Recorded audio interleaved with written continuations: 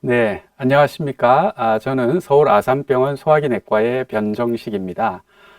오늘은 우리 시니어 분들, 연령이 아주 높으신 노년분들에 있어서 장 건강에 대해서 특히 대장암 예방 및 조기 치료를 중심으로 말씀을 드리려고 합니다. 우선 대장은 어디에 있고 무슨 일을 하는지 한번 살펴보겠습니다. 우리가 음식을 먹으면 식도를 거쳐서 위로 들어오게 됩니다. 위에서는 먹은 음식을 죽처럼 으깨게 되고요. 죽처럼 으깨진 음식이 이 소장으로 들어오게 됩니다. 소장으로 들어온 음식들은 소화를 거쳐서 대부분의 수분과 영양분이 흡수되게 되고 나머지들이 대장으로 전달됩니다.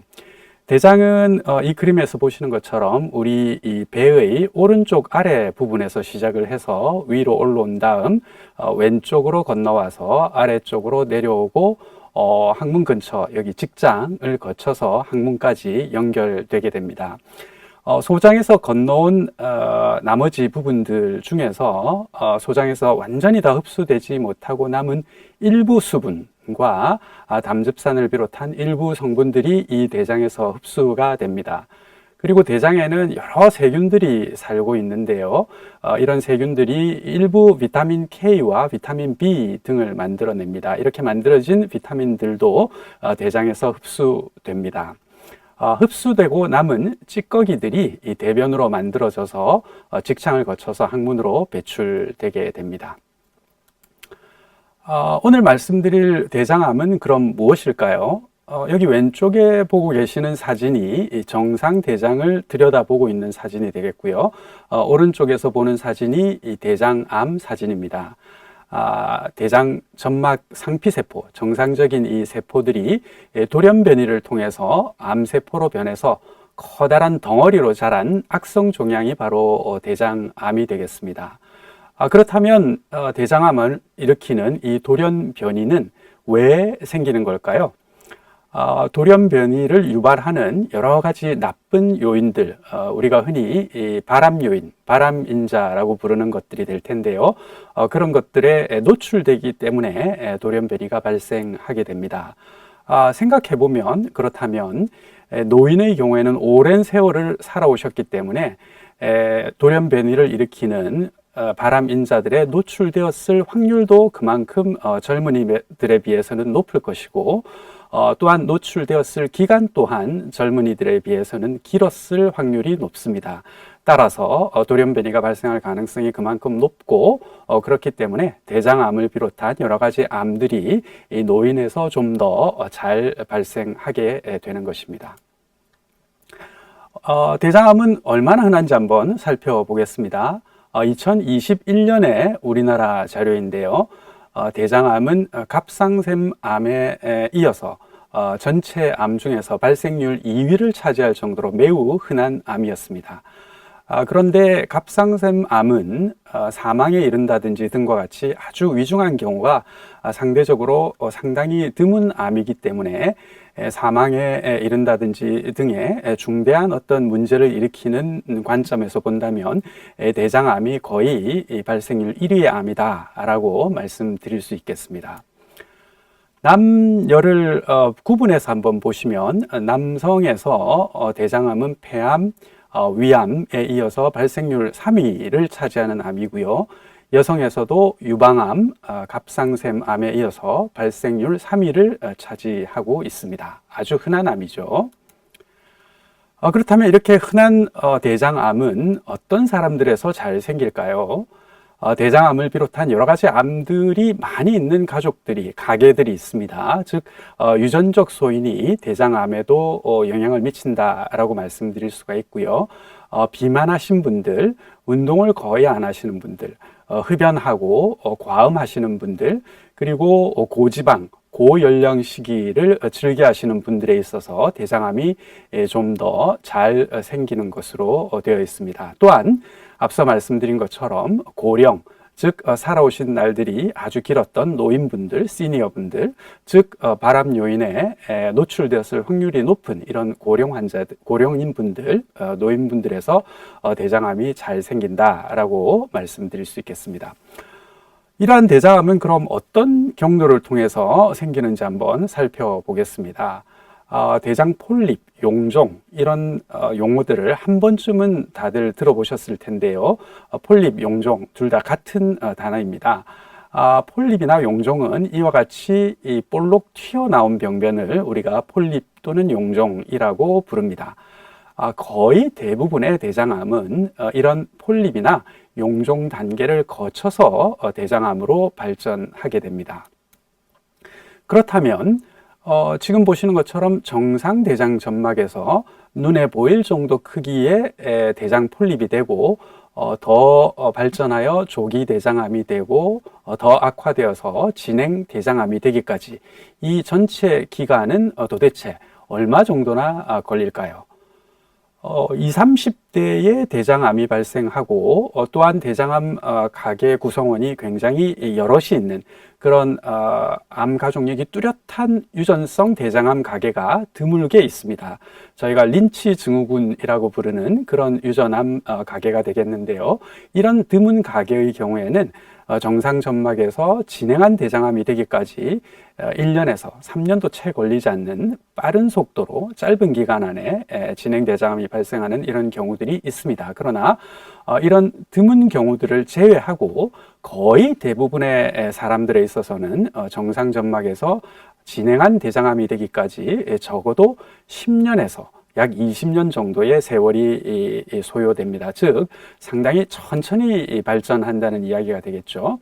따라서 이렇게 천천히 발생하는 가운데의 어떤 시점, 폴립 시점이라든지 조기 대장암 시점에서 발견할 수 있다면 치료를 효과적으로 할 수 있고 진행 대장암으로 발전하는 것을 막을 수 있을 것입니다. 따라서 정기 검진을 하는 것이 상당히 중요한데요. 그렇다면 대장 내시경은 얼마나 자주 정기 검진 목적으로 시행해야 될까요?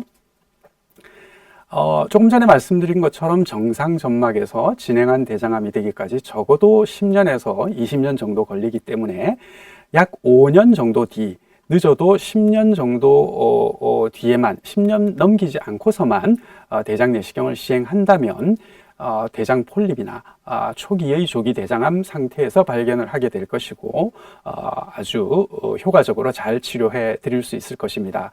즉 아주 자주 대장 내시경 검사를 시행할 필요는 없겠다, 이런 이야기가 되겠습니다. 다음은 대장 폴립 및 대장암의 치료에 대해서 간단히 살펴보겠습니다. 거의 대부분의 대장 폴립은 내시경 절제술로 치료가 가능합니다.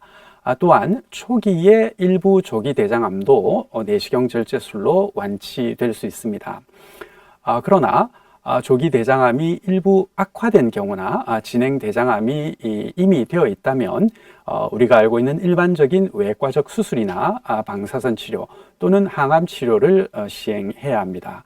따라서 내시경 치료를 할 수 있는 이런 초기의 병변 상태에서 발견하면 좋겠다라는 생각을 할 수가 있습니다. 초기에 병변을 발견하면 그러면 내시경으로 어떻게 절제하는지 한번 살펴보겠습니다. 우선 올가미 절제술이라는 방법이 있는데요. 보시는 바와 같은 이런 올가미 형태의 기구를 이용해서 병변의 아랫부분을 죄어서 잡은 다음 전류를 흘려서 절제해내는 방법이 되겠습니다. 상당히 간단한 방법인데요. 작은 병변에 대해서 이런 방법을 사용할 수 있습니다. 반면 크기가 큰 병변이라면 사진에서 보시는 바와 같이 크기가 큰 병변이라면 대장벽에 특수한 주사침을 이용해서 특수한 용액을 대장벽에 주입을 하게 됩니다. 그러면은 얇은 대장벽이 보시는 것처럼 두꺼운 형태가 되게 되고, 이후 수술용 칼을 이용해서 두터워진 대장벽을 마치 생선회를 뜨듯이, 포를 떠내듯이 이와 같이 박리해서 하나의 커다란 조각으로 병변을 절제해내는 방법을 사용하게 되는데요. 이를 내시경 점막하 박리술이라고 부릅니다. 이런 내시경 치료는 여러 가지 장점이 있습니다.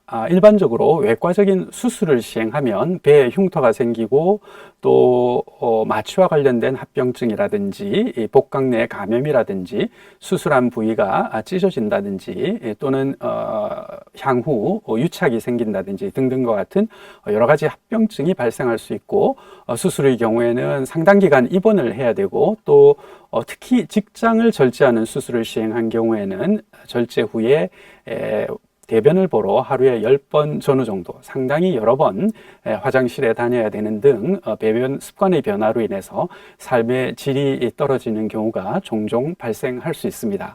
그런데 이에 비해서 내시경 치료는 흉터가 없고 출혈이나 천공 등의 합병증이 간혹 발생하기는 하지만 중대한 합병증은 상당히 드물어서 안전한 편이고, 입원이 필요 없거나 또는 하루나 이틀의 짧은 입원으로도 충분하고, 시술 후에 배변 습관 변화 등 삶의 질 저하도 없습니다. 상당히 많은 장점을 가지고 있죠. 그렇다면 모든 경우에 내시경 절제술로 치료를 하고 싶을 텐데요. 하지만 앞서 말씀드렸던 것처럼 대장 폴립 단계이거나 혹은 일부의 초기 조기 대장암 상태일 때만 내시경 치료가 가능하다라는 제한점이 있습니다. 그러나 어쨌든 내시경 치료로 이런 병변들을 치료하게 되면 보다 위중한 진행 대장암으로 가는 것을 예방할 수 있는 그런 역할을 할 수가 있겠습니다. 우리가 빨리 병변을 발견하고 싶을 텐데요. 그렇다면 어떤 증상이 있을 때 이런 병변을 의심해야 되는지 잘 알아야 될 겁니다. 그런데 불행히도 대변에 피가 좀 묻어 나온다든지, 대변의 굵기가 상당히 가늘어진다든지, 또는 하복부 통증이 생긴다든지와 같은 대장암과 관련된 증상들은 상당히 진행한 대장암에서만 나타나는 증상이고, 우리가 목표로 하고 있는 이런 대장 폴립이나 조기 대장암의 경우에는 이런 증상들이 없습니다. 다른 증상도 없고 거의 대부분의 분들이 무증상인 상태입니다. 증상이 없으면은 조기에 발견할 수 없을 텐데요. 그렇다면 어떻게 해야 될까요? 우선 대장암을 예방하기 위해서 노력을 해야 될 것입니다. 예방하기 위해서는 앞서 말씀드렸던 위험인자들을 피하는 게 중요하겠습니다. 비만한 분들은 식이 조절을 한다든지 운동을 적절히 해서 체중을 조절하는 게 중요하겠고요. 운동 전혀 안 하시는 분들은 적절한 정기적인 규칙적인 운동을 하는 게 좋겠습니다. 금연하시는 게 중요하겠고, 과음을 자제하는 게 좋겠습니다. 고지방, 고열량 식이를 가급적 피하고, 고기를 전혀 드시지 말라는 이야기는 아니지만 채식 위주의 적절한 균형 잡힌 식단을 유지하시는 게 좋겠고, 기타 칼슘이나 엽산과 같은 보조제를 함께 드시면 대장암 예방에 도움이 될 수가 있습니다.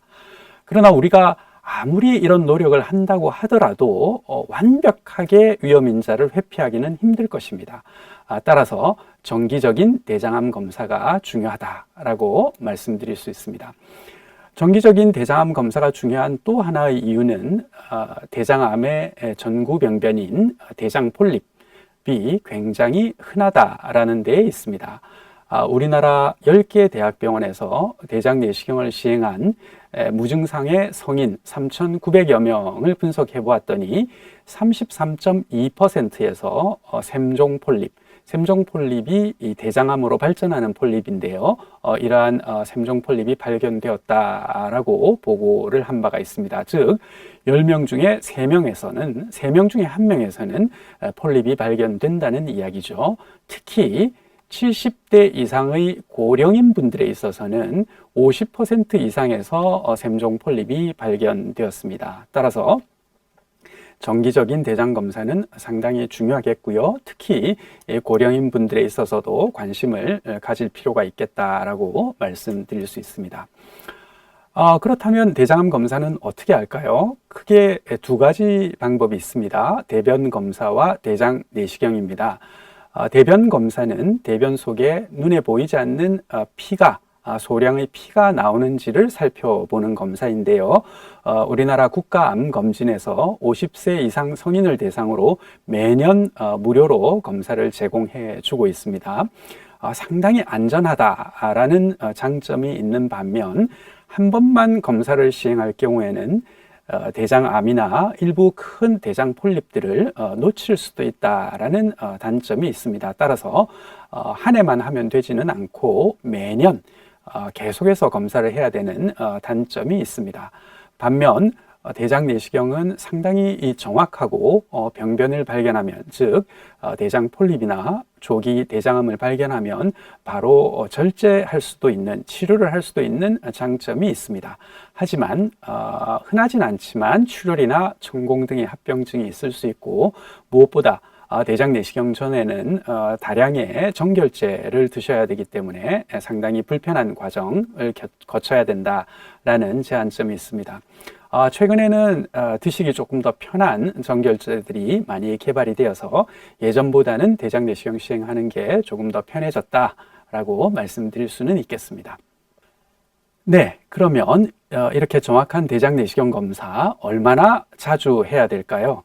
앞서 제가 말씀드렸었는데요. 거의 대부분의 분들에 있어서는 정상 대장에서 대장암이 발생하기까지, 진행한 대장암이 되기까지 적어도 10년에서 20년 정도의 긴 세월이 소요됩니다. 따라서 장정결이 충분히 잘 되었고 정확한 대장 내시경 검사가 되었으면서 대장 내시경 검사 결과가 정상이라고 하면 5년에서 10년만 넘기지 않고 대장 내시경 검사를 다음에 다시 한번 하면 이런 간격으로 하게 되면 충분하다라고 말씀드릴 수 있겠습니다. 대장 내시경을 했는데 대장 폴립이나 용종이 발견되어서 제거한 경우에는 그러면 어떻게 해야 될까요?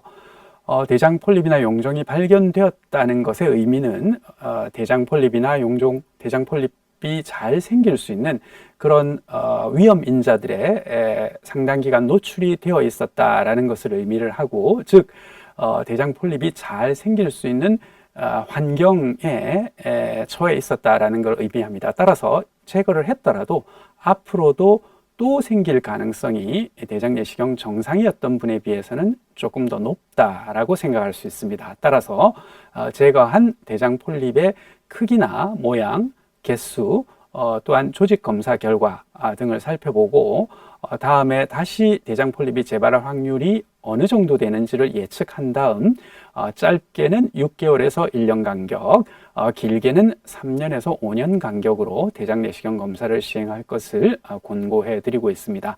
정확한 검사 시점은 담당 의사와 상의를 하시면 되겠습니다. 한편 조기 대장암을 제거한 경우나 암 가족력이 뚜렷한 가계인 경우에는 향후 병변이 발생할 확률이 상대적으로 더 높기 때문에 전문의와 상의하셔서 다음 검사 시점, 적절한 검사 시점을 결정하는 것이 좋겠습니다. 자, 지금까지 시니어 분들, 우리 노년인 분들에 있어서 대장암을 중심으로 장 건강에 대해서 말씀을 드렸습니다. 제가 진료실에서 자주 듣는 그런 질문들 몇 가지만 살펴보고 오늘 제가 드릴 말씀을 종료하도록 하겠습니다. 우선 노인도 진정 수면 내시경을 말씀드리는 건데요. 진정 수면 대장 내시경을 할 수 있나요? 이런 질문들을 상당히 많이 하십니다.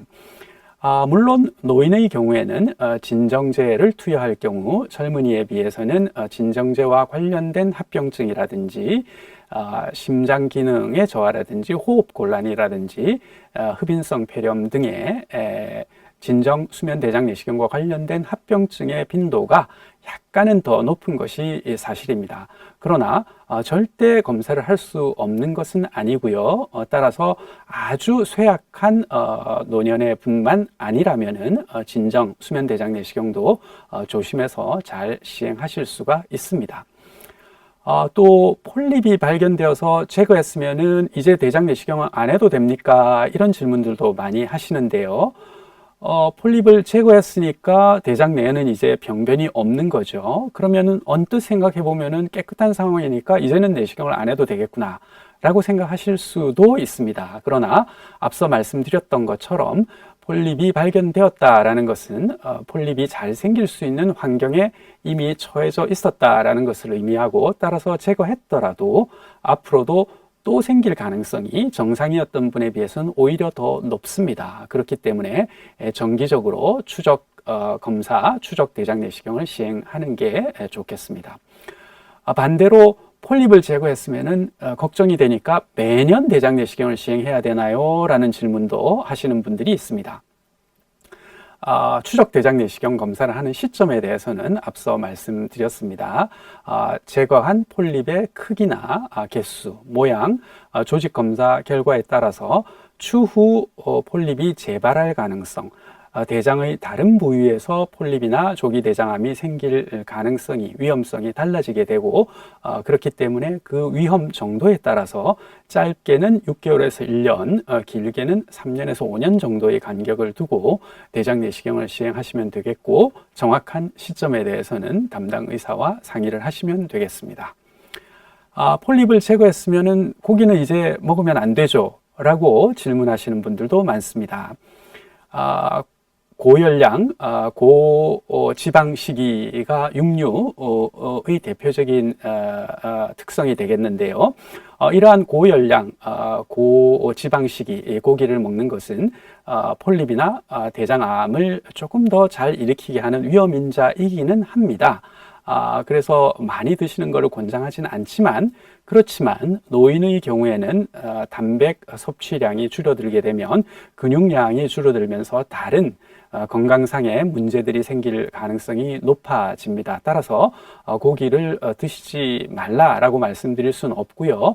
적당한 양의 고기도 드시고 채식도 드시고 균형 잡힌 식단을 유지하는 게 좋겠다라고 말씀드리는 게 옳을 것으로 생각합니다. 마지막으로 위 내시경과 대장 내시경 같이 할 수 없나요? 이런 질문들도 많이 하십니다. 위 내시경과 대장 내시경을 하루에 같이 하시면은 상당히 힘든 건 사실인데요. 그렇지만 아주 쇠약한 분들이 아니라면 충분히 같이 잘 하실 수 있습니다. 네. 지금까지 대장암에 대해서, 노년에서의 대장암에 대해서 말씀드렸고요. 제가 말씀드린 내용을 정리하는 의미에서 우리 이 두 분, 장홀란 선생님과 장튼튼 선생님의 생활 습관을 한번 살펴보고 어떤 분을 따라하는 게 우리 장 건강을 위해서 좋을지 마지막으로 점검해보고 제 이야기를 끝내도록 하겠습니다. 한번 쭉 보시기 바랍니다. 너무나 당연한 거겠죠. 대답은 비만하지 않아야 되겠고요. 앞서 말씀드린 것처럼 적당량의 고기도 드시고 채식도 함께하는 균형 잡힌 식단을 유지하셔야 되겠고, 금연하셔야 되겠고, 음주는 과음하지 않고 소량의 음주만 시행하시고, 적절하게 정기적으로 운동하시면서 규칙적으로 대장암 검진을 시행하고 있는 우리 장튼튼 선생님의 생활 습관을 따라하는 것이 장 건강을 위해서 중요하겠다, 좋겠다라고 정리해 볼 수 있겠습니다. 마지막 슬라이드인데요. 좋은 생활 습관 유지하시고 또 정기적인 대장암 검사 시행하셔서 행복하고 건강한 그런 노년 생활을 즐기실 수 있기를 바랍니다. 네, 감사합니다.